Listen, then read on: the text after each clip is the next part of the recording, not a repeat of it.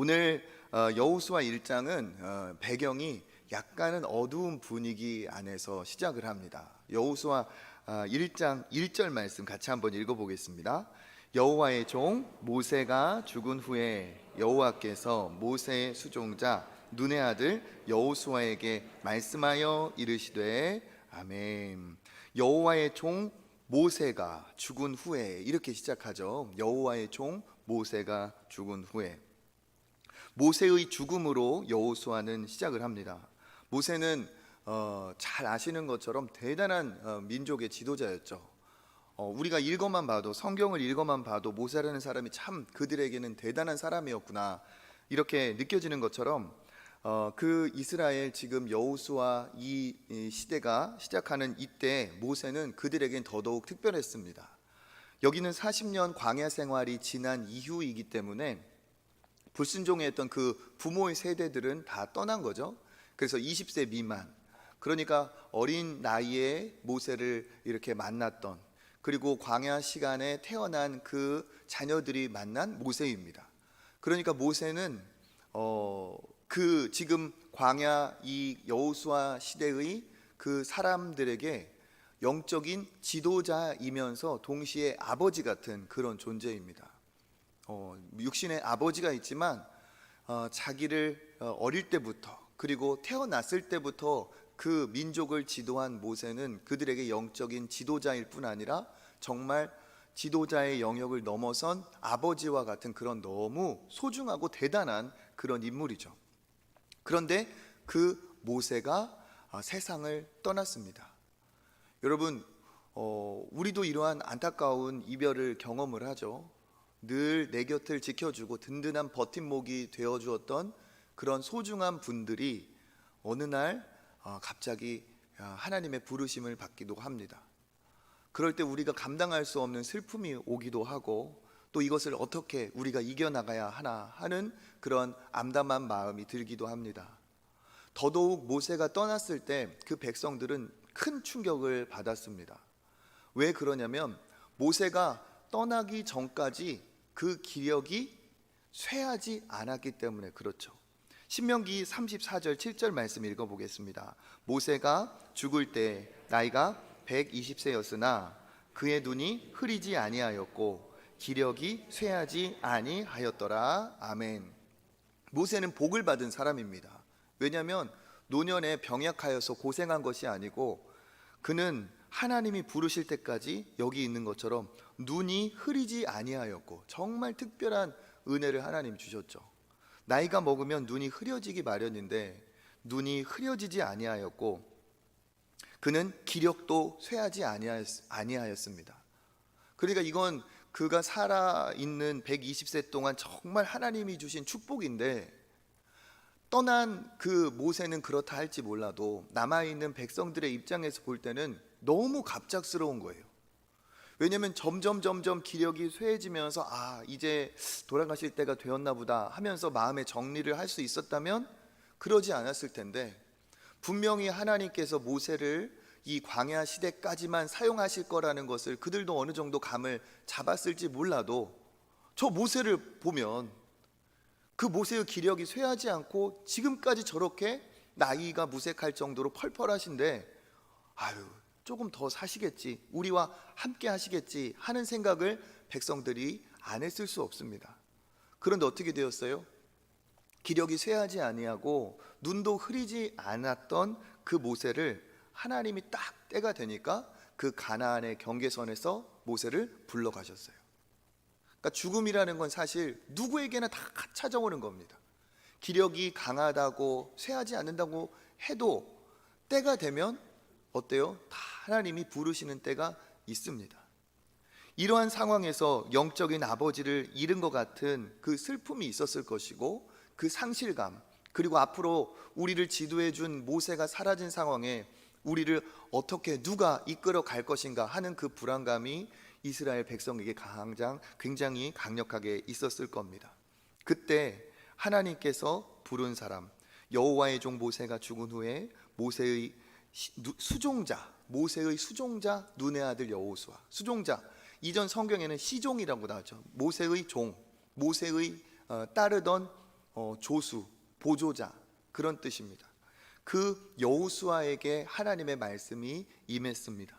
그래서 하나님이 여호수아에게 뭐라고 말씀하시는지 1장 2절 말씀 읽어보겠습니다. 내가 내 종 모세가 죽었으니 이제 너는 이 모든 백성과 더불어 일어나 이 요단을 건너 내가 그들 곧 이스라엘 자손에게 주는 그 땅으로 가라. 아멘.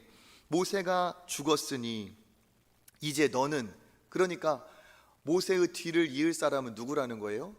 여호수아 너라는 거죠. 이제 너는 이 모든 백성과 더불어 일어나. 가슴이 아마 철렁했을 겁니다. 왜냐하면 여호수아는 이 백성들이 어떤 사람들인지 알고 있었습니다. 그의 부모들도 물론 불순종하였지만 그 자녀들 역시도 아직은 그 노예 근성이라든지 완강한 그런 딱딱한 불순종의 마음이 남아 있다는 것을 여호수아는 알고 있죠. 그리고 이들이 한두 명이 아닙니다.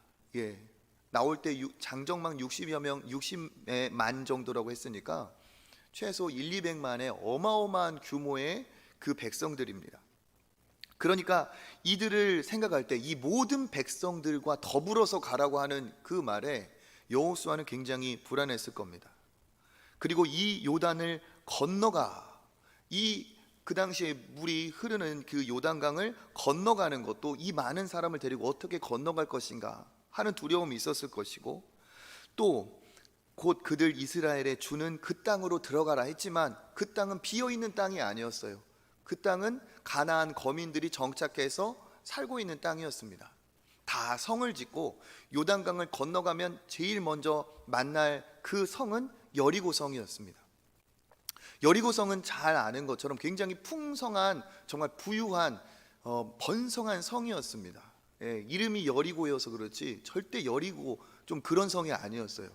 어마어마한 강력한 성이 바로 여리고성이었어요.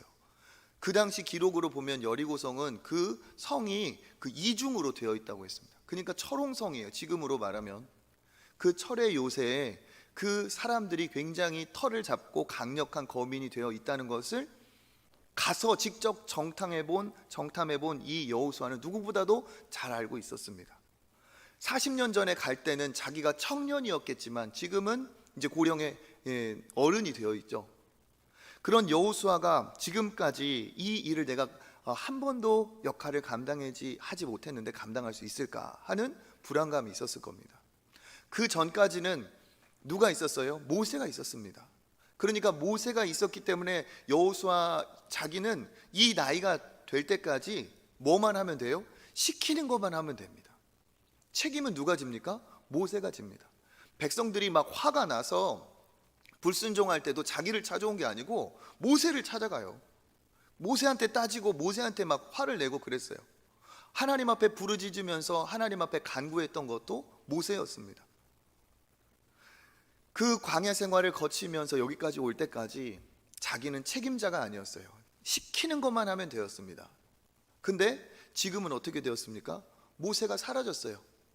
이제는 내가 책임자고 내가 다 끌어가야 되고 이 모든 것을 내가 판단을 해야 되는 그 위치에 올라 있습니다.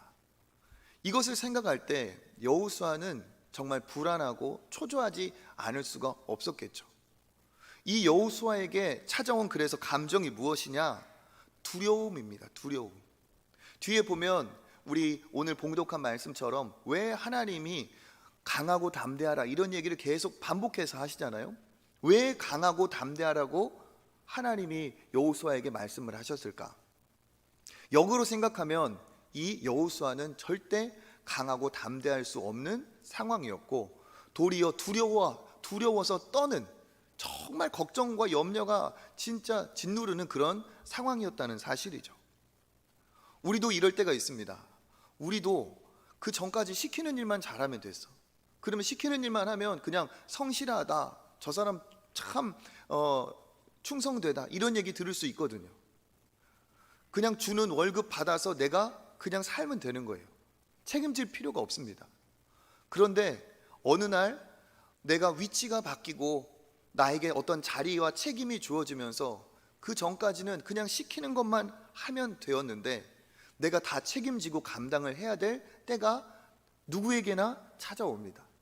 가정에서 부모가 되어 찾아올 수도 있고, 직장에서 어떤 직급이나 아니면 내가 어떠한 사업을 직접 도맡아서 경영을 해야 된다든지, 교회 안에서도 내가 그냥 집사님, 권사님, 우리 장로님 참 너무 잘하시는 신실한 분을 만나서 도와주기만 하면 되었는데 그분이 어떻게 다른 곳으로 옮겨가고 내가 그 책임을 다 맡아서 교회 안에서도 내가 그것을 다 감당을 해야 되는 역할을 맡았을 때, 가정에든 사회에서든 직장에서든 교회에서든 그런 역할을 맡았을 때 우리가 어떻습니까? 부담스럽죠. 부담스러워. 더더욱 부담스러운 게 뭐냐? 지금 여호수아는 앞에 전임자가 누구였어요? 모세였습니다. 모세가 어마어마한 그 일을 다 지금까지 감당하고 그 모세만 따라가면 되었어요. 그러니까 백성들에게 모세는 영적인 아버지이면서 보이지 않는 하나님을 독대했던, 그들에게는 진짜 살아있는 눈에 보이는 하나님과 같은 탁월한 사람이었어요. 우리가 부담스러울 때가 언제입니까? 책임을 맡았는데 앞에 한 사람이 너무 잘한 거야. 좀 살살 하시지. 너무 잘하다가 떠나셨어. 근데 그 역할을 내가 도맡았을 때 내가 그렇게 열심히, 그렇게 헌신하고 그렇게 대단했던 그 성과를 올린 그분의 뒤에 이어서 내가 과연 잘할 수 있을까 하는 걱정과 근심이 찾아오지 않을 수 없어요. 강을 건너는 순간 이제는 광야 생활을 인도하는 정도가 아니라 요단강을 건너는 순간부터 이제 무엇이 예상이 되느냐? 전쟁입니다. 전쟁. 그러니까 모세는 광야 생활을 인도하는 데 하나님이 사용하셨지만 하나님이 부르신 자기는 이제부터 어떻게 해야 된다는 거예요? 가서 정복 전쟁을 위해 하나님이 나를 부르셨어요. 물론 여호수아도 전쟁의 경험이 있습니다만 그 나이에 이 많은 대군을 이끌고 사실 정리가 된, 준비가 된 그런 군사들도 아니고, 그 앞에 한 모세는 진짜 대단했고 나는 그가 시키는 일만 하면 됐는데 그 사람은 떠났고 내가 이것을 다 책임져야 되는데 과연 이것을 할 수 있을까? 이게 진짜 불안한 거죠. 불안하지 않을 수 없고 이 여호수아는 그때부터 두려움에 사로잡힙니다. 이 두려움에 사로잡힌 이 여호수아를 그 뒤에 보면 하나님께서 그 두려움을 몰아내고 어떻게 해야 될지를 차근차근 가르쳐 주시죠. 신앙생활을 하는 여정에서도 두려움이라는 것이 찾아올 수 있습니다. 살아가는 동안 두려움을 우리가 맞닥뜨리게 됩니다. 이 두려움을 우리가 잘 이겨내지 못하면, 감당하지 못하면 우리의 신앙, 우리의 이 가정과 사회생활은 참 팍팍해지고 어려워지죠. 왜 그렇습니까? 두려움은 어느 날 갑자기 찾아와요. 모세가 떠나고 그 하나님의 부르심이 여호수아에게 어느 날 갑자기 임했던 것처럼 차근차근 이렇게 찾아오기보다는 어느 날 갑자기 덮쳐오는 그런 두려움이 있습니다. 한번 그 두려움이 사로잡기 시작하면 그 두려움이 나를 완전히 삼켜버리기도 하죠. 그리고 그 두려움이 찾아오면 어떻게 됩니까? 두려움은 사람을 경직시켜요. 그러니까 평소에 했던 생각, 평소에 했던 말, 그런 행동이 두려움이 찾아오는 순간 그것을 주저주저 하게 됩니다. 마치 마비가 되고 경직이 되어버린 것처럼 생각도 그렇고 행동도 그래요. 그냥 편안하게 생각하고 그냥 거침없이 했던 그런 생각들이 두려움이 찾아오는 순간 이거 해야 될까 말아야 될까? 이렇게 해서 어려운 일이 생기면 어떡하나? 이렇게 해서 안 되면 어떡하나? 내가 잘못 손댔다가 더 큰 일이 벌어지면 어떡하나? 하면서 두려움이 오면 그 두려움이 우리의 생각을 진짜 꽁꽁 묶어놔요.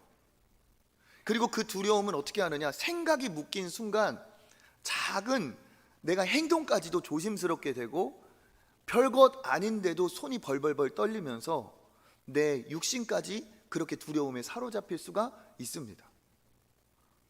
우리 자녀들도 마찬가지예요. 그냥 똑같은 계산 문제 하나도 풀 수 있었던 아이가 걱정과 두려움, 틀리면 어떡하지? 나 이거 진짜 잘 맞아야 되는데 뭔가 두려움이 오면 똑같은 계산도, 똑같은 것도 아이들의 성적이 오락가락해요.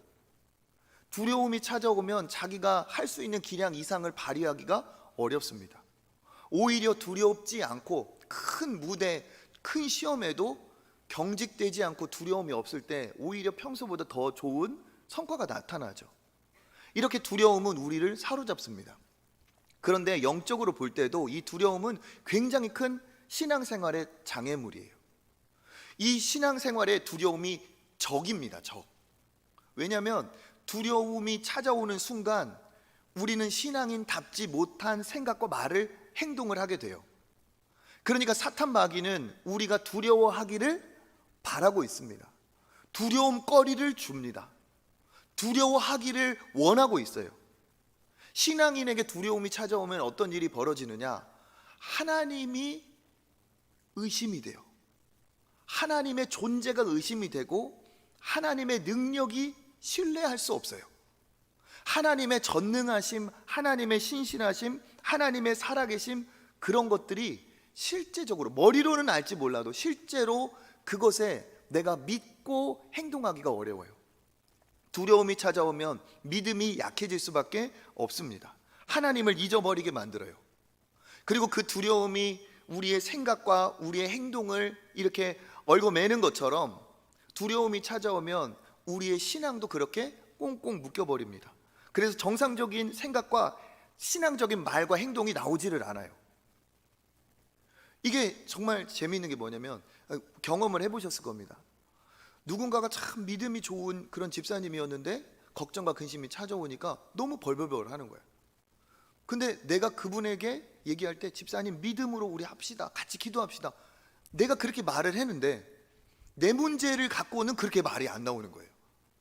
남이 나한테 그렇게 얘기를 해주면은 이게 쉽게 동의가 안 되고 그렇게 하기가 쉽지가 않아. 근데 남한테는 믿음으로 우리 기도합시다 이렇게 되거든요. 왜 그렇습니까? 실제 내 문제는 두려움이 찾아오는 거예요.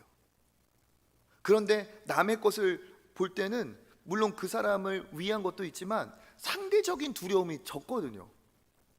내 문제는 진짜 두려움이 이게 찾아오기 마련입니다. 이 두려움이 찾아왔을 때 어떻게 됩니까? 신앙생활 역시 이게 정상적으로 할 수가 없어요. 보이스 피싱 같은 거 우리 갑자기 당할 때가 있잖아요, 그죠? 그게 일종의 두려움을 가지고 사람을 탁 매는 거예요. 보이스 피싱 당한 분들 얘기를 들어보면 한결같이 이 얘기를 해요. 내가 왜 그렇게 말했지? 내가 왜 그렇게 생각했지? 근데 뭐 누가 다쳤다, 당신 딸이 어디에 있다, 당신 딸이 뭐를 잊어버렸다, 지금 큰일 났다, 아들이 이렇다, 이런 얘기를 들으면 어떻게 됩니까? 어떡하지? 이거 도와줘야 되는데 하면서 평소에 하지 못했던 행동을 그냥 하는 거예요. 그리고 나서 나중에 딱 뭐 송금이 이루어지고 무슨 손해가 발생한 후에 내가 왜 그 바보 같은 생각을 했지? 이렇게 되는 거예요. 두려움이 찾아오면 신앙생활이 정상적으로 돌아갈 수가 없습니다. 예수님을 부인했던 그 베드로를 보세요. 그 전까지는 자기는 진짜 예수님을 부인하지 않겠다고 그렇게 호언장담을 했던 게 베드로입니다. 그런데 어떻게 되었습니까? 실제로 예수님이 붙들려 가니까 그 상황에서 베드로는 정상적인 신앙의 행동과 생각을 하지 못했어요. 그래서 어떻게 합니까?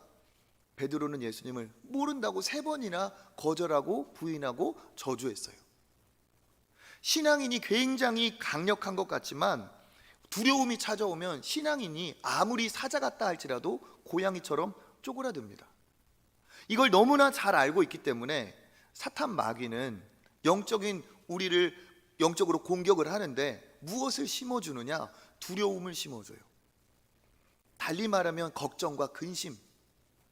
나에게 이러한 어려운 일이 생기면 어떡하지? 이 일이 그 안 좋은 일로, 그 악한 상황으로 번지면 어떡하지? 하면서 작은 것을 가지고 염려하게 하고 근심하게 하고, 그 사탄의 가장 큰 장기가 뭡니까? 거짓말이에요. 허세를 부리는 거죠. 자기가 할 수 있는 모든 방법을 총동원해서 신앙인이 신앙의 생각, 믿음의 사고를 할 수 없게 하고 어떻게 합니까? 하나님이 기뻐하시는, 하나님이 원하시는 그러한 행동을 못하게 합니다. 마치 하나님 살아계신 하나님 마치 오늘 이후로 돌아가신 것처럼, 하나님 이제 안 계신 것처럼 그렇게 순간적으로 우리를 얽매일 수가 있어요.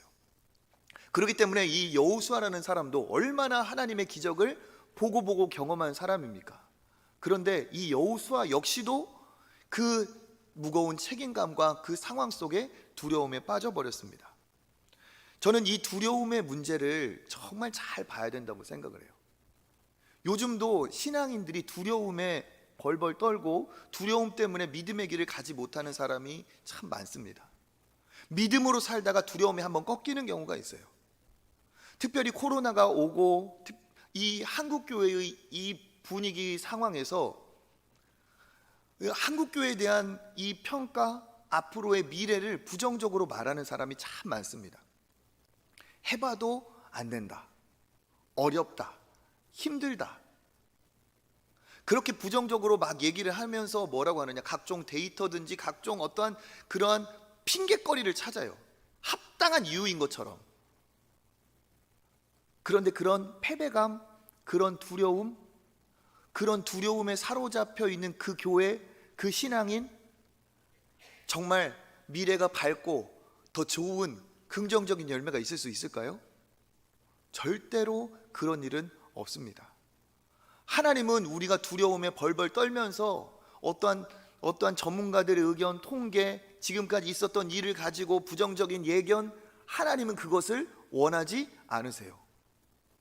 하나님은 어떠한 상황이라 할지라도 하나님의 능력이 임하면, 하나님 역사하시면 반드시 이루어지고, 하나님은 지금도 일하고 계신다는 걸 믿는 믿음의 사람, 그 사람을 하나님 찾고 계시고, 이 세상은 그런 사람을 통해 변화가 될 것입니다.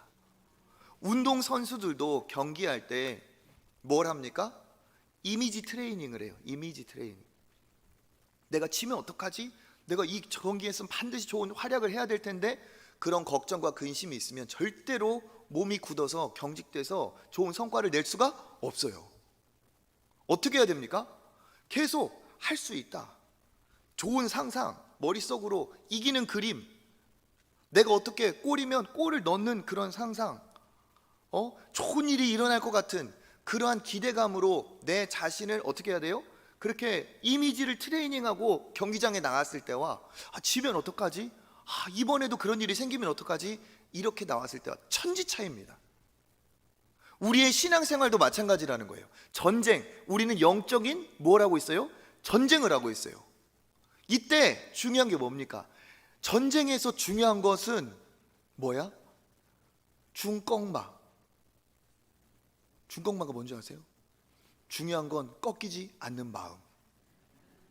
요즘 젊은 애들이 하는 얘기예요. 중꺾마. 중요한 건 꺾이지 않는 마음. 달리 얘기하면 기세, 용기, 할 수 있다는, 해보자는 그 기세가 전쟁에서 승패를 가름합니다. 내가 조금 불리하다 해도 그래도 한번 해보자, 우리는 할 수 있다, 우리는 이긴다 하면 어떻게 되는 거예요? 이 태도가 다르는 거예요. 많은 얘기를 하고 싶어요. 옛날에 우리 역사 이래 엄청나게 강력했던 군사들이 있었는데, 그 군사가 뭐냐? 스파르타 군사들이었거든요. 그 스파르타 군사들은 어마어마했습니다. 스파르타는 자기들의 영토를 뭐라고 했냐면, 스파르타인이 한 명이라도 있으면 거기는 우리나라다, 뭐 이랬던 사람들이에요. 스파르타, 그 사람들의 기세는 어마어마했습니다. 신앙인이 어떻게 해야 되느냐? 신앙인은 기세가 꺾이면 안 돼요. 기세가 꺾일 수도 없어요. 왜? 전능하신 하나님, 살아계신 하나님을 우리가 의지하고 믿는다면 기세가 꺾여서는 안 되고 꺾일 수도 없습니다. 하나님이 그 이스라엘 백성을 도와서 한 전쟁이 승리하기도 하고 패하기도 했는데, 언제 승리하고 언제 패했느냐 보면, 그들이 두려움을 가지고 나갔을 때는 반드시 졌어요. 두려움을 가지고 나갔을 때는 하나님이 역사하지 않았습니다. 그런데 어떻게 되느냐? 하나님이 하실 것이다, 믿음을 가지고 나갔을 때는 어떻게 되었어요? 그들이 승리했어요. 왜 승리를 했느냐? 하나님이 싸워주신 거예요. 그러니까 이스라엘 백성의 승리와 패배는 어디에 차이가 있느냐? 두려워서 하나님을 의심할 때는 하나님의 역사가 없었고, 하나님이 하실 수 있다, 하나님이 하셨다, 하나님이 우리와 함께 하신다는 믿음을 가지고 나갔을 때는 하나님이 실제로 역사하셨다는 거예요. 이것을 여호수아가 놓치면 안 되니까 여호수아에게 하나님께서 이제 말씀을 하시는 겁니다. 여호수아 1장 3절 읽어보겠습니다. 내가 모세에게 말한 바와 같이 너희 발바닥으로 밟는 곳은 모두 내가 너희에게 주었노니 아멘. 내가 너희의 발바닥으로 밟는 곳은 어떻게 했다? 너희에게, 그렇죠, 이미 주었다.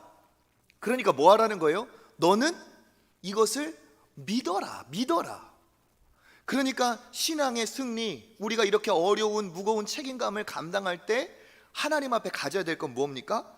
하나님이 우리에게 주셨다는 믿음이에요, 믿음. 그럼 믿음을 가진 사람의 반응은 뭐겠습니까? 밟는 땅을 너한테 주었다. 그러면 어떻게 해야 되는 거예요? 가서? 그렇죠, 그래, 가서 밟아야겠구나. 밟는 땅이 내 땅이라고 하는데, 하나님이 밟는 곳은 너한테 준다고 했는데 어떻게 해야 돼요? 하나님이 이미 주었고 나에게 밟으라 했으니까 이걸 어떻게 해야 됩니까? 믿고, 믿음대로 어떻게 해야 돼요? 가서 밟아야 돼요. 다른 말로 하면 순종입니다. 순종. 믿음이 있는 사람은 행함이 따라와야 되는데 그 믿음의 행함이 바로 뭐예요? 순종이에요. 믿음이 있는 사람은 행하는 사람이고, 믿는 대로 순종하는 사람이고, 말씀대로 사는 사람입니다. 그러니까 하나님이 누구에게 복을 주시느냐? 내가 밟는 땅은 너에게 다 주겠다. 하나님이 다 예약을 해놨어요.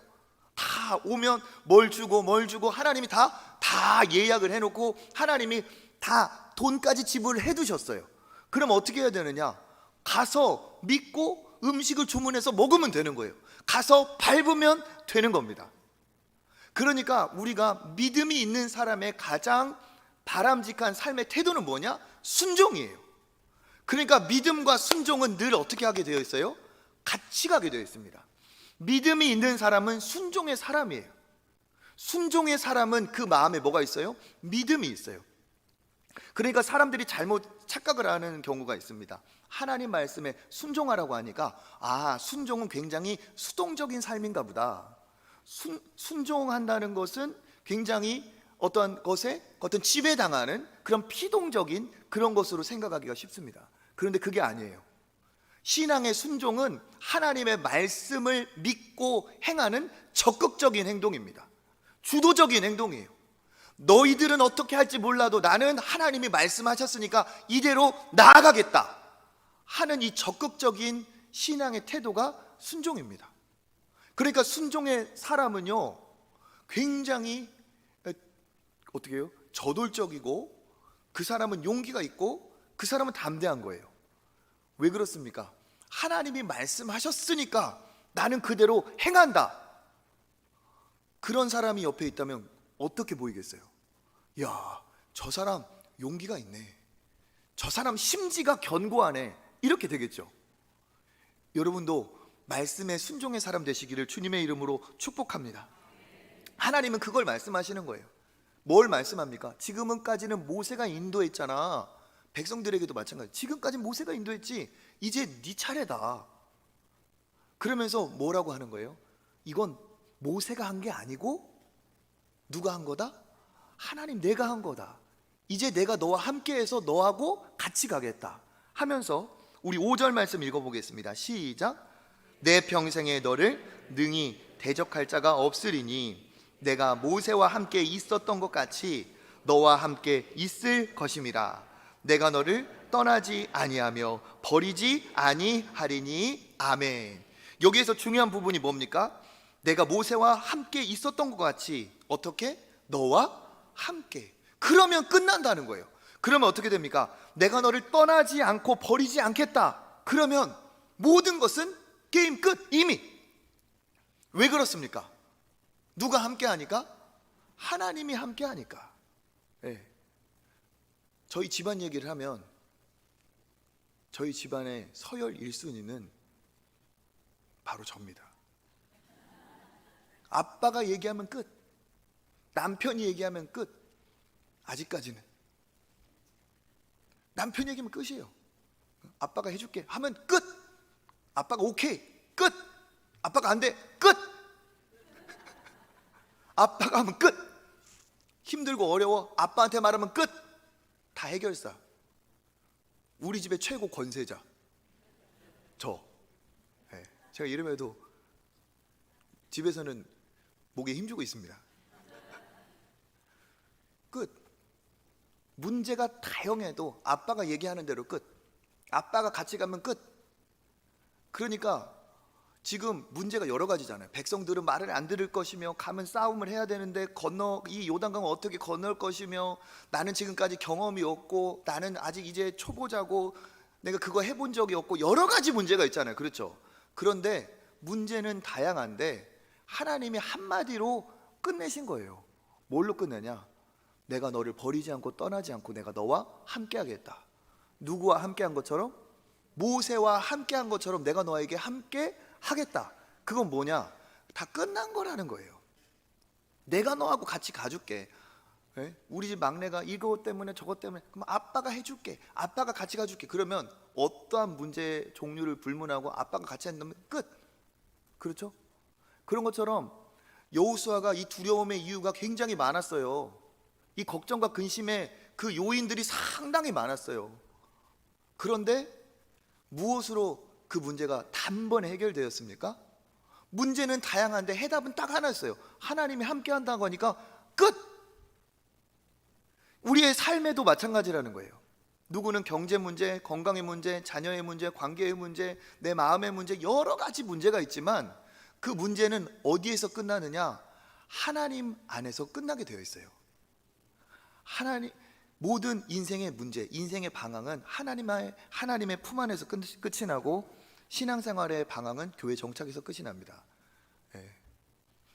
주 안에서 다 끝나요. 하나님 안에서 끝. 그러니까 우리도 하나님 앞에 간구하고 기도해야 될 게 뭡니까? 하나님 함께하여 주십시오. 하나님 나와 함께해 주십시오. 내가 하나님과 함께하기를 원합니다. 우리가 기도의 자리에서도 막 이렇게 하고 싶고 내가 불편하고 해결되었으면 좋겠다는 그 문제만 막 얘기할 것이 아니라 기도의 자리에서는 무엇을 체험하고 느껴야 돼요? 하나님의 임재, 하나님이 나와 함께 하심, 나와 동행하심, 찬양 속에 내 기도 속에 감사하며 그때 어떻게 됩니까? 하나님의 존재의 현존, 하나님의 그 임재를 내가 경험하고 체험하게 돼요. 그 하나님과의 소통 안에서의 간구가 이게 특별한 간구가 되는 거예요. 모든 문제는 어디에서 문제가 많다고 해서 해답이 여러 가지 되는 것이 아닙니다. 적어도 믿음 안에서는 문제가 어떠한 종류의 문제이라 할지라도 정답은 하나님이시면 다 되는 거예요. 하나님이면 끝나는 거예요. 그러니까 관건은 뭐냐? 나와 하나님이 함께 하시느냐 안 하시느냐. 우리가 신년 특세의 말씀을 나눴던 것처럼 그때 주제는 뭐였느냐? 내 목자 계시니. 기억하시죠? 나의 목자가 계시면 되는 거예요. 사망의 음침한 골짜기로 다닐지라도 해를 두려워하지 아니할 것은 주의 지팡이와 막대기가 나를 안위하심이라. 아멘. 그렇죠. 목자가 있으면 목자만 따라가면 먹을 것도 나오고 목자가 먹을 것도 주고 물가로도 인도하고 사망의 음침한 골짜기를 다닐지라도 목자가 있으면 끝이에요. 그러니까 다윗이 뭐라고 말합니까? 여호와는 나의 목자시니. 그렇죠. 그 다음 뭐라고요? 내게 부족함이 없으리로다. 왜 목자는 한 명인데 부족함은 여러 가지일 텐데 왜 부족함이 없다고 합니까? 목자만 따라가면 그 목자가 다 공급자가 되기 때문에 그렇죠. 하나님도 마찬가지예요. 우리에게 바라시는 것이 무엇이냐? 문제가 여러 가지니까 여러 가지 생각하고 따라가고 대안을 세울 것이 아니라 모든 문제의 해결자 되신 하나님 앞에 네가 나오라는 거예요. 모든 문제의 해결자 되신 하나님과 함께 하라는 겁니다. 그럼 어떻게 됩니까? 놀라운 일이 벌어집니다. 우리 그러면 승리의 비결이 무엇이냐? 7절 말씀 한번 읽어보겠습니다. 오직 강하고 극히 담대하여 나의 종 모세가 내게 명령한 그 율법을 다 지켜 행하고 우로나 좌로나 치우치지 말라. 그리하면 어디로 가든지 형통하리니. 8절도 이어 읽어보겠습니다. 이 율법책을 내 입에서 떠나지 말게 하며 주야로 그것을 묵상하여 그 안에 기록된 대로 다 지켜 행하라. 그리하면 내 길이 평탄하게 될 것이며 내가 형통하리라. 아멘. 한마디로 말하면 뭐냐? 주의 말씀을 따라가라는 거예요. 하나님께서 너에게 말씀하신 그 말씀, 여기는 율법책이라고 말하죠. 그 율법을 7절에 보니까 다 지켜 행하고 율법을 따라가야지 왼쪽 오른쪽 치우치지 말고 말씀 율법만 따라가라. 그리하면 어디로 가든지 형통하리니. 8절도 이 율법책을 어떻게 하며 너의 입에서 떠나지 말게 하고 주야로 밤낮으로 24시간 어떻게 그것을 묵상하며. 묵상한다는 건 뭡니까? 머리에 그 담아서 계속 곱씹는다는 거죠. 그리고 그 안에 기록된 대로 어떻게 해라? 다 지켜 행하라. 그리하면 어떻게 한다고요? 너의 길이 평탄하게 될 것이며 내가 형통하리라. 아멘. 그 앞에도 형통하리라, 또 형통하리라. 입에서 떠나지 말게 하라. 무슨 말일까요? 말씀을 입으로 중얼거리는 거예요. 꼭 말씀을 중얼중얼 하는 것도 중요하겠지만 어떻게 하는 거예요? 내 언어가 말씀에 부합되게, 내 입술이 하나님이 기뻐하시는 말씀에 근거한 험담, 비방, 비판, 부정, 걱정, 염려 이런 게 아니라 내 입이 하나님이 기뻐하실 말씀에 부합된 언어로 채워지고 주야로 묵상하는 거죠. 주의 말씀을 내가 어떻게 해요? 마음에 새기는 거야. 다른 말로 하면 암송하는 거고 내가 계속 되뇌이는 거예요. 말씀을 한번 읽고 쓱 지나가는 게 아니라 그 말씀을 어떻게 하는 거예요? 오늘 말씀이면 그 말씀을 내 안에 담아두고 그래 오늘 하루는 이 새벽에 이 말씀을 내가 계속 생각해 봐야겠다. 보면 오늘 말씀을 영상으로 또 보고 또 생각하는 그런 분들이 있다고 해요. 그것이 축복입니다. 그것이 지혜로운 거예요. 그 은혜를 너무 좋았다, 은혜 받았다 하는데 그 다음날 물어보면 무슨 말이었더라? 은혜는 분명히 받았는데 참 좋았는데 끝나는 거예요. 그 말씀을 주야로 묵상하면서 어떻게 하는 거예요? 내 안에 생각이 되고 가치관이 되고 내 철학과 내 사상이 되도록 그것을 스며들게 하는 거죠. 그렇게 되면 어떻게 됩니까? 너의 길이 평탄하게 되며 하나님께서 어떻게 해요? 너에게 형통하게 하리라. 그러니까 말씀 한 구절을 이래도 내가 붙들어서 내 마음에 새겨놓으면 그 말씀으로 내가 하나님 앞에 복을 받는다는 거예요. 하나님의 말씀은 약속의 말씀이기 때문에 그 말씀이 내가 하나님 앞에 행하면 하나님께서 그 말씀에 예비된 축복을 반드시 주십니다. 그래서 어떻게 해야 되는 거예요? 말씀을 많이 암송하고 말씀을 내 마음에 많이 새긴 사람, 한 말씀이라도 내 영혼에 새겨진 사람은 땡 잡는 거예요. 늘상 성경책을 갖고 다니고 늘상 핸드폰을 의지할 수 없어요. 그 핸드폰에 있고 맨날 성경책에 있는 말씀이 내 영혼을 붙들어주는 것이 아니라 한 구절이라도 내 마음에 그렇게 주야로 묵상해서 새겨진 그 구절이 나를 세워주고 붙들어주는 겁니다. 예를 들어서 저는 이런 경우를 봤어요. 수술실에 수술을 앞두고 가서 기도를 해드립니다. 그러면 수술할 때 다 수술 가운으로 다 갈아입고 아무리 사랑하는 가족이든 형제든 이제 이별이에요. 수술실 문이 열리면 아무도 통제 못해요. 들어가요. 누가 수술실에 함께 들어가느냐? 하나님이 함께 들어가요. 근데 그 하나님이 함께 하신다는 그 확신을 어떻게 하느냐? 자기 마음에 하나님이 은혜를 주셔서 암송하고 새겨진 그 말씀을 암송하면서 그 말씀을 붙들면서 어디로 가든지 너와 함께하리라, 내가 너를 버리지 않으리라, 그 함께한 그 말씀 한 구절 가지고 들어가는데 하나님의 은혜와 임재를 경험하는 거예요. 우리 여호수아 1장 9절 말씀 읽어보겠습니다. 시작. 내가 내게 명령한 것이 아니냐? 강하고 담대하라. 두려워하지 말며 놀라지 말라. 내가 어디로 가든지 내 하나님 여호와가 너와 함께 하느니라 하시니라. 아멘. 이 말씀 정말 좋죠, 그렇죠? 이 말씀을 다 암송하는 우리가 되었으면 좋겠습니다. 이 말씀을요, 제가 이런 적이 있어요. 지금으로부터 한 몇 년 됐나? 꽤 많이 됐어요. 어느 날 1월 달에 저도 입대를 한 적이 있습니다. 지금 예비군 민방위 저도 다 끝났지만 한때 20대 초반 입대를 했어요. 논산 훈련소에 갔어요. 가가지고 하는데 인생이 참 막막하더라고요. 언제 제대하나 그러면서 걱정 근심이 딱 있을 때 이제 훈련을 마치고 자대를 딱 배치받았는데 그 자대 잠시 대기할 때 잠시 머물렀던 막사에 어떻게 하나 이등병이 막 이렇게 하고 있잖아요. 눈을 딱 떴는데 액자에 글씨가 써 있는데 그 액자에 여호수아 1장 9절 말씀이 써 있는 거예요. 너무 신기했어요. 야, 군대 왔는데 무슨 액자에 성경 구절이 쓰여 있냐. 신기한데 신기한 그 중에 이 말씀을 딱 읽어봤는데 마음의 평안이 딱 찾아오면서 하나님이 나와 함께 해주시겠구나. 저는 이 여호수아 1장 9절을 읽을 때마다 암송할 때마다 그때가 생각나요. 내 앞날이 참 앞으로 군생활 어떻게 하지? 참 어떻게 하지? 이런 생각이 있었는데 여호수아 1장 9절 말씀을 딱 읽는 순간 마음의 걱정과 근심이 사라지면서 야, 군생활 이 말씀 붙들고 해야겠다 했더니 무사히 제대하고 다 하나님의 은혜를 주셨어요. 여러분, 말씀을 붙들면 그 말씀이 나를 붙들어 줍니다. 그러니까 우리가 말씀을 붙들어야 돼요. 말씀을 붙들면 그 말씀이 내가 그 말씀을 붙드는 것 같은데 그 말씀이 나를 붙들어요.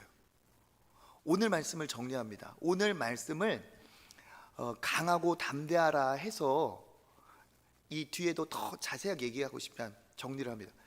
하나님이 강하고 담대하라고 한 것을 오해하면 안 됩니다. 어떻게 오해? 싸움 준비 열심히 해가지고 가서 치고받고 그 준비를 하기 위해 강하고 담대하라 하나님 말씀하신 게 아니에요. 문맥을 따라 딱 보면 강하고 담대하라는 이유가 뭐냐? 어떠한 상황이라도 너는 말씀대로 가라. 이것을 위해서 네가 강하고 담대하라 얘기하신 거예요. 걱정과 근심이 다가올 때, 상황을 볼 때 절대로 말씀대로 가기 힘들겠지만 용기를 내라. 강하고 담대하라. 세상이 어찌할지라도, 너에게 걱정과 근심이 찾아올지라도, 사탄 마귀가 아무리 너를 두렵게 할지라도 강하고 담대해서 너는 말씀을 붙들어라. 말씀대로 따라가라. 말씀대로 살아라. 그러면 하나님이 너를 어떻게 하시겠다? 반드시 형통하게 하시겠다. 그래서 우리의 믿음의 사람의 용기와 담대함은 어디에 있어야 되느냐? 무슨 일이 있어도 내가 말씀대로 살겠습니다. 이게 신앙인의 용기예요.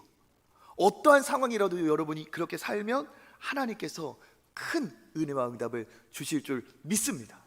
여호수아의 승리의 비결, 전쟁의 전승의 비결은 하나님의 말씀대로 따라간 비결이 있어요. 하나님의 말씀에 승리의 비법이 있는 줄 믿습니다. 우리의 인생도 말씀 따라가면 승리할 줄 믿습니다. 진짜 용기는 목에 힘을 주고 어깨에 힘을 주는 것이, 그것이 힘이 아니고 용기가 아니라 어떠한 상황이라 할지라도, 나는 사람이 뭐라 할지라도 말씀대로 살겠다, 말씀대로 따라가겠다. 이게 믿음의 사람의 용기예요. 그때 하나님께서 놀라운 은혜와 복을 주실 줄 믿습니다. 하나님이 기뻐하시는 용기의 사람, 믿음의 사람, 거룩한 다르고 특별한 사람 되시기를 주님의 이름으로 축복합니다.